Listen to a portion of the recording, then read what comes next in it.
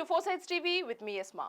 In the wake of the recent massacre of 26 Indian tourists in Pahalgam, Kashmir, an attack attributed to Pakistan-backed terrorists, a sharp shift has occurred in Indian public sentiment, especially in terms of international travel.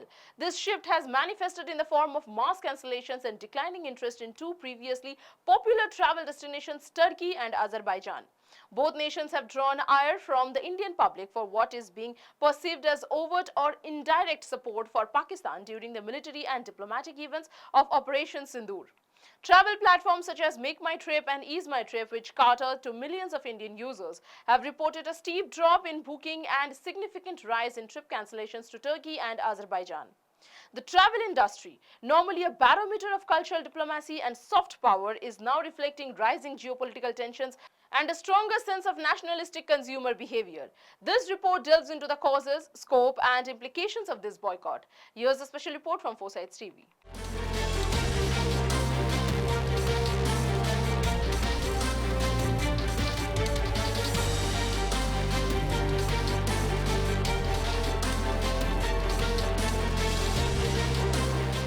The immediate trigger for the backlash was the tragic massacre of 26 Indian tourists in Pahalgam, already perpetrated by Islamabad-backed militants. The attack shocked the nation, stirring strong anti-Pakistan sentiment and prompting a swift military and diplomatic response under the banner of Operation Sindoor. Aimed at securing border zones and isolating Pakistan diplomatically, India's public and private sectors have shown a rare unity to their response, and the travel and tourism industry is no exception. This has translated into a visible shift in how destinations are being perceived, not just for their natural or cultural appeal, but also for their geopolitical positioning. Leading travel platforms like Make My Trip and Ease My Trip have publicly acknowledged the impact of the boycott. Make My Trip noted a 60% drop in bookings and a 250% surge in cancellations for Turkey and Azerbaijan within a week of the incident. The company has ceased all promotional activities for both countries and issued a statement advising Indian tourists to avoid non-essential travel to these destinations, expressing solidarity with India's armed forces and national sentiment. Similarly, Ease My Trip, under its founder Nishant Pitti, reported a 22% cancellation rate for Turkey and over 30% for Azerbaijan. Pitti made a public appeal urging travelers to reconsider trips to countries that supported Pakistan. He also expanded the conversation by pointing to Chinese ownerships of e-commerce platforms and celebrity endorsements of Chinese products, asking consumers to walk the talk in prioritizing national interest over convenience. This industry-led sentiment is noteworthy because while platforms have not outright banned travel to Turkey and Azerbaijan, they have taken active steps to discourage it, balancing public emotion and practical travel needs such as unavoidable layovers. The consequences of this boycott could be severe for the affected countries, especially given their heavy economic reliance on tourism. Turkey, whose tourism sector accounts for 12% of GDP and 10% of total employment, may face a sharp revenue drop. In 2024, over 330,000 Indian tourists visited Turkey, with each Indian tourist spending an estimated $1,200 to $1,500. The total annual contribution of Indian tourism was approximately $350 to $400 million, which is rupees 3,000 crore.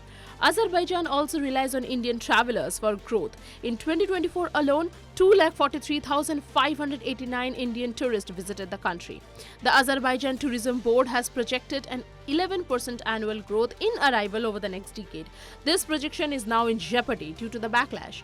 While both Turkey and Azerbaijan attract global travelers, India has been one of the fastest growing source markets, particularly among high-spending tourists. The decline in Indian footfall could thus have a cascading impact not just on hotels and airlines, but also on retail, food services, and ground transportation sectors in these countries.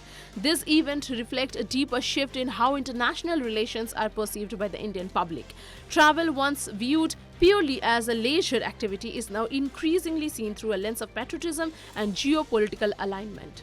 The broader movement suggests the rising influence of national sentiment in consumer decisions. Moreover, this trend is gaining traction on social media, where hashtags promoting boycott movements were being widely shared. The call to action has expanded beyond tourism to include calls for boycotting Chinese products, websites with Chinese ownership, and celebrities who endorse them. This suggests that Indian consumers are beginning to associate economic transactions with national security and diplomatic loyalty. This form of economic signaling, where citizens use their purchasing as a travel behavior as a means of political expression, is relatively new in India's globalized middle class but appears to be gaining institutional support.